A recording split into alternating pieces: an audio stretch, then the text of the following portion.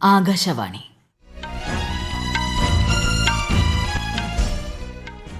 നമസ്കാരം. വാർത്തകൾ വായിക്കുന്നത് സീന ആന്റണി.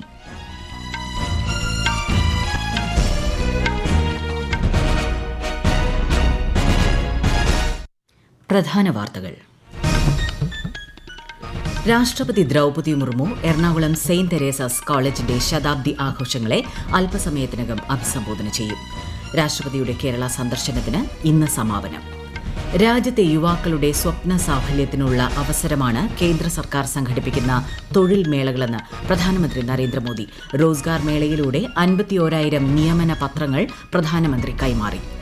റോസ്ഗാർ മേളയിലൂടെ രാജ്യത്തെ നിയമനങ്ങൾ സുതാര്യമായതായി കേന്ദ്ര സഹമന്ത്രി ജോർജ് കുര്യൻ. രാഷ്ട്ര നിർമ്മാണത്തിനുള്ള അവസരമാണ് സർക്കാർ സേവനമെന്ന് കേന്ദ്ര സഹമന്ത്രി വി സോമണ്ണ. ബീഹാർ നിയമസഭാ തെരഞ്ഞെടുപ്പിന്റെ പ്രചാരണം ഊർജിതമായി പുരോഗമിക്കുന്നു. കേരളത്തിൽ ശക്തമായ മഴ തുടരും.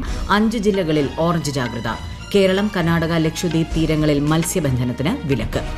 വനിതാ ഏകദിന ക്രിക്കറ്റ് ലോകകപ്പിൽ ഇന്ന് പാകിസ്ഥാൻ ശ്രീലങ്കയുമായി ഏറ്റുമുട്ടും. വാർത്തകൾ വിശദമായി. കേരള സന്ദർശനം തുടരുന്ന രാഷ്ട്രപതി ദ്രൌപദി മുർമു എറണാകുളം സെയിന്റ് തെരേസാസ് കോളേജിന്റെ ശതാബ്ദി ആഘോഷങ്ങളെ അല്പസമയത്തിനകം അഭിസംബോധന ചെയ്യും. ഗവർണർ രാജേന്ദ്ര വിശ്വനാഥ് അർലേക്കർ, കേന്ദ്ര സഹമന്ത്രി സുരേഷ് ഗോപി, മന്ത്രിമാരായ VN വാസവൻ, P രാജീവ് എന്നിവർ ചടങ്ങിൽ പങ്കെടുക്കുന്നുണ്ട്. രാഷ്ട്രപതിയുടെ 4 ദിവസത്തെ കേരള സന്ദർശനത്തിന് ഇന്ന് സമാപനമാകും. കൊച്ചി വിമാനത്താവളത്തിൽ നിന്ന് ഇന്ന് ഉച്ചതിരിഞ്ഞ് രാഷ്ട്രപതി ഡൽഹിയിലേക്ക് തിരിക്കും. രാഷ്ട്രപതിയുടെ സന്ദർശനത്തോടനുബന്ധിച്ച് കൊച്ചിയിൽ കർശന സുരക്ഷയാണ് ഏർപ്പെടുത്തിയിരിക്കുന്നത്. ഗതാഗത നിയന്ത്രണവും ഡ്രോൺ നിയന്ത്രണവും നഗരപരിധിയിൽ ഏർപ്പെടുത്തിയിട്ടുണ്ട്.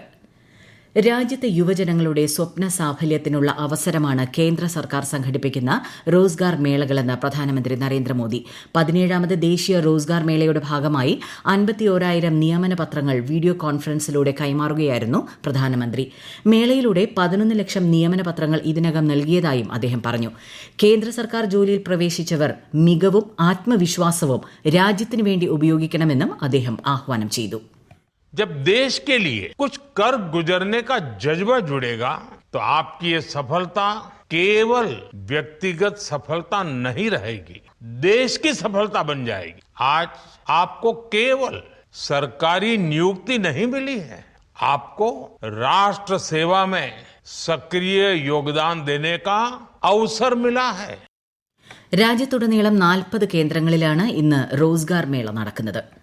റോസ്ഗാർ മേളയുടെ ഭാഗമായി തപാൽ വകുപ്പ് തിരുവനന്തപുരത്ത് സംഘടിപ്പിച്ച തൊഴിൽ മേള കേന്ദ്ര സഹമന്ത്രി ജോർജ് കുര്യൻ ഉദ്ഘാടനം ചെയ്തു.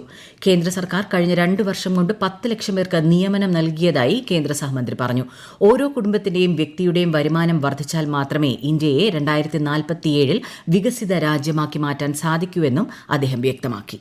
ഈ വികസിത യാത്രയിൽ, വികസനത്തിന് വേണ്ടിയുള്ള യാത്രയിൽ എല്ലാവരുടെയും പങ്ക് വളരെ പ്രധാനപ്പെട്ട. ഒരു വ്യക്തിയുടെ വരുമാനം വർദ്ധിക്കുന്ന അവസരത്തിൽ അതിന്റെ സംഭാവന എന്ന് പറയുന്നത് ഉൽപാദനം വർദ്ധിക്കുകയും അതനുസരിച്ച് തൊഴിലവസരങ്ങൾ ഉണ്ടാകുകയും ചെയ്യും. ഓരോ കുടുംബത്തിലേക്കും ഡെവലപ്മെന്റ് വന്നു കഴിഞ്ഞാൽ മാത്രമേ ഭാരതം പൂർണ്ണമായിട്ടുള്ള ഒരു വികസിത രാജ്യമായിട്ട് മാറുകയുള്ളൂ. അപ്പൊ അതിനുവേണ്ടി നിങ്ങൾക്ക് കിട്ടുന്ന ഈ ജോലി, അത് കുടുംബത്തിന് വേണ്ടി, അതിലൂടെ രാഷ്ട്രത്തിന്. രാഷ്ട്ര നിർമ്മാണത്തിനുള്ള അവസരമാണ് സർക്കാർ സേവനമെന്ന് കേന്ദ്ര സഹമന്ത്രി വി സോമണ്ണ കോഴിക്കോട് സംഘടിപ്പിച്ച റോസ്ഗാർ മേളയെ അഭിസംബോധന ചെയ്യുകയായിരുന്നു അദ്ദേഹം. കേന്ദ്ര സർക്കാർ കൂടുതൽ തൊഴിലവസരങ്ങൾ ഒരുക്കുന്നതിനൊപ്പം വ്യാപാരം സുഗമമാക്കുന്നതിനുള്ള ആവാസ വ്യവസ്ഥയും സൃഷ്ടിക്കുന്നതായി മന്ത്രി പറഞ്ഞു. 2047 വികസിത ഭാരതം എന്ന ലക്ഷ്യം കൈവരിക്കാനാണ് കേന്ദ്ര സർക്കാർ ശ്രമം നടത്തുന്നതെന്നും കേന്ദ്ര സഹമന്ത്രി പറഞ്ഞു. ബീഹാർ നിയമസഭാ തെരഞ്ഞെടുപ്പിന്റെ പ്രചാരണം ഊർജിതമായി പുരോഗമിക്കുന്നു. മുതിർന്ന BJP നേതാവും പ്രധാനമന്ത്രിയുമായ നരേന്ദ്രമോദി ഇന്ന് സമസ്തിപൂരിലും ബെഗുസാരായിയിലും തെരഞ്ഞെടുപ്പ് റാലികളെ അഭിസംബോധന ചെയ്യും. JDU നേതാവ് നിതീഷ് കുമാറും പ്രചാരണ യോഗങ്ങളിൽ പങ്കെടുക്കുന്നുണ്ട്.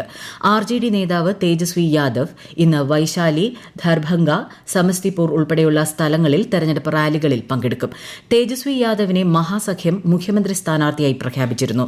121 നിയമസഭാ സീറ്റുകളിലേക്കുള്ള ആദ്യഘട്ട വോട്ടെടുപ്പ് അടുത്ത മാസം 6-നാണ്. 11-നാണ് രണ്ടാംഘട്ട വോട്ടെടുപ്പ്. രണ്ടാംഘട്ട തെരഞ്ഞെടുപ്പിന്റെ നാമനിർദ്ദേശ പത്രിക പിൻവലിക്കാനുള്ള സമയം ഇന്നലെ അവസാനിച്ചു. നവംബർ 14-നാണ് വോട്ടെണ്ണൽ. സായുധ സേനകളുടെ ശേഷി വർദ്ധിപ്പിക്കുന്നതിനായി 79,000 കോടിയോളം രൂപയുടെ പദ്ധതികൾക്ക് പ്രതിരോധ സംഭരണ സമിതി അംഗീകാരം നൽകി. രാജ്യരക്ഷാമന്ത്രി രാജ്നാഥ് സിംഗിന്റെ അധ്യക്ഷതയിൽ ചേർന്ന യോഗത്തിലാണ് തീരുമാനം. നാഗ് മിസൈൽ ഉൾപ്പെടെ ലഭ്യമാക്കണമെന്ന സൈന്യത്തിന്റെ ആവശ്യം അംഗീകരിച്ചതായി പ്രതിരോധ മന്ത്രാലയം പ്രസ്താവനയിൽ അറിയിച്ചു. Defence procurement manual 2025 Shri Rajnath Singh ന്യൂഡൽഹിയിൽ പുറത്തിറക്കി. ഈ വാർത്തകൾ ആകാശവാണിയിൽ നിന്ന്.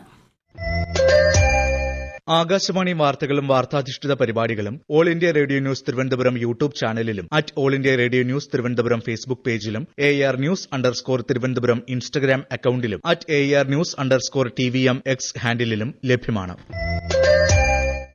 ജനകീയ ആസൂത്രണ പദ്ധതിയെക്കുറിച്ച് പഞ്ചായത്ത് രാജ് മന്ത്രാലയം തയ്യാറാക്കിയ സബ്കി യോജന സബ്കാ വികാസ് എന്ന 2 മിനിറ്റ് ദൈർഘ്യമുള്ള ഹ്രസ്വചിത്രം ഇന്നു മുതൽ അടുത്ത മാസം 6 വരെ രാജ്യത്തെ സിനിമാ തിയേറ്ററുകളിൽ പ്രദർശിപ്പിക്കും. അടുത്ത സാമ്പത്തിക വർഷത്തേക്കുള്ള പഞ്ചായത്ത് വികസന പദ്ധതികൾ തയ്യാറാക്കുന്നതിൽ പൊതുജന അവബോധവും ജനപങ്കാളിത്തവും പ്രോത്സാഹിപ്പിക്കുക എന്നതാണ് ക്യാമ്പയിനിലൂടെ ലക്ഷ്യമിടുന്നത്. ഇൻഡോ ടിബറ്റൻ അതിർത്തി പോലീസ് സ്ഥാപക ദിനത്തിൽ ആശംസകൾ നേർന്ന് കേന്ദ്ര ആഭ്യന്തരമന്ത്രി അമിത്ഷാ. പ്രതികൂല കാലാവസ്ഥകളിലും ദുർഘടമായ ഭൂപ്രദേശങ്ങളിലും പ്രവർത്തിച്ച് രാജ്യത്തെ സുരക്ഷിതമാക്കുന്നതിൽ സേനാംഗങ്ങൾ കാണിക്കുന്ന ധൈര്യത്തെയും പ്രതിബദ്ധതയെയും അദ്ദേഹം പ്രശംസിച്ചു. രാജ്യത്തിനുവേണ്ടി ജീവൻ ത്യജിച്ച ITBP സേനാംഗങ്ങൾക്ക് അദ്ദേഹം ആദരാഞ്ജലികൾ അർപ്പിച്ചു. ആന്ധ്രാപ്രദേശിലെ കർണൂലിൽ സ്വകാര്യ ബസ്സിന് തീപിടിച്ച് 20-ലേറെ യാത്രക്കാർ മരിക്കാനിടയായ സംഭവത്തിൽ അനുശോചനം രേഖപ്പെടുത്തി രാഷ്ട്രപതി, ഉപരാഷ്ട്രപതി, പ്രധാനമന്ത്രി തുടങ്ങിയ നേതാക്കൾ. അപകടത്തിൽ മരിച്ചവർക്ക് പ്രധാനമന്ത്രിയുടെ ദുരിതാശ്വാസ നിധിയിൽ നിന്ന് 2 ലക്ഷം രൂപയും പരിക്കേറ്റവർക്ക് 50,000 രൂപയും ധനസഹായം നൽകുമെന്ന് പ്രധാനമന്ത്രി നരേന്ദ്രമോദി അറിയിച്ചു. ഹൈദരാബാദിൽ നിന്ന് ബംഗളൂരുവിലേക്ക് പോവുകയായിരുന്ന ബസ്സിനാണ് ഇന്ന് പുലർച്ചെ തീപിടിച്ചത്. ബസ് പൂർണ്ണമായും കത്തിനശിച്ചു. ജീവനക്കാരടക്കം 41 പേരാണ് ബസ്സിലുണ്ടായിരുന്നത്. പരിക്കേറ്റ യാത്രക്കാർ ആശുപത്രിയിലേക്ക് മാറ്റി. 11 മൃതദേഹങ്ങൾ തിരിച്ചറിഞ്ഞതായാണ് വിവരം.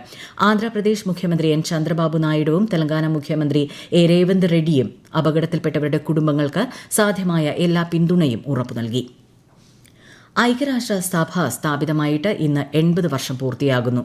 ലോക സമാധാനത്തിനും മനുഷ്യാവകാശങ്ങളും മെച്ചപ്പെട്ട ജീവിത നിലവാരവും ലക്ഷ്യമിട്ട് 1945 ഈ ദിനത്തിലാണ് UN ഔദ്യോഗികമായി പ്രാബല്യത്തിൽ വന്നത്.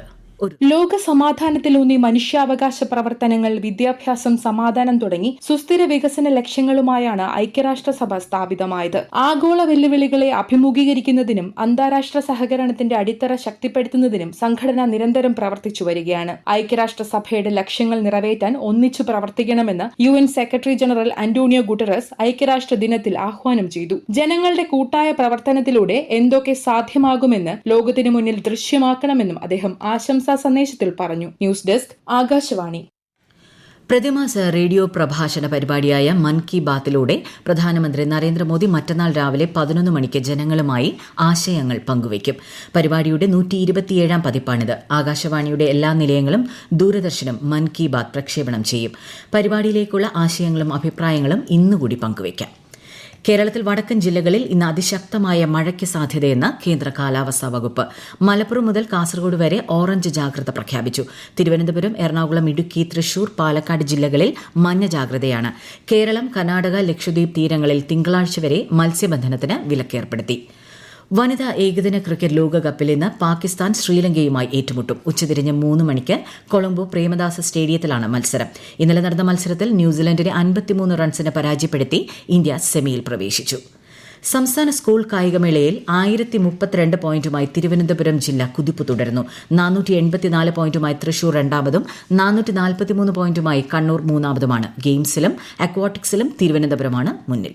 രാജ്യത്തെ ഓഹരി വിപണികളിൽ നഷ്ടം. സെൻസെക്സ് 188 പോയിന്റ് നഷ്ടത്തിൽ 84,367-ലും, നിഫ്റ്റി 52 പോയിന്റ് കുറഞ്ഞ് 25,838-ലും വ്യാപാരം തുടരുന്നു. സ്വർണ്ണവിലയിൽ വർധന. ഗ്രാമിന് 35 രൂപ ഉയർന്ന് 11,500 രൂപയും പവന് 92,000 രൂപയുമാണ് ഇന്നത്തെ വില. പ്രധാന വാർത്തകൾ വീണ്ടും.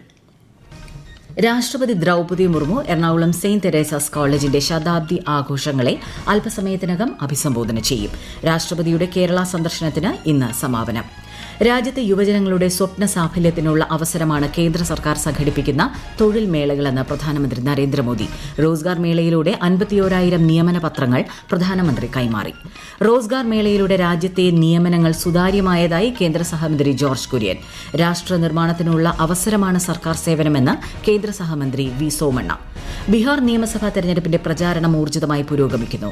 കേരളത്തിൽ ശക്തമായ മഴ തുടരും. 5 ജില്ലകളിൽ ഓറഞ്ച് ജാഗ്രത. കേരളം, കർണാടക, ലക്ഷദ്വീപ് തീരങ്ങളിൽ മത്സ്യബന്ധനത്തിന് വിലക്ക്. വനിതാ ഏകദിന ക്രിക്കറ്റ് ലോകകപ്പിൽ ഇന്ന് പാകിസ്ഥാൻ ശ്രീലങ്കയുമായി ഏറ്റുമുട്ടും. വാർത്തകൾ കഴിഞ്ഞു. അടുത്ത വാർത്താ പ്രക്ഷേപണം വൈകിട്ട് 6:30.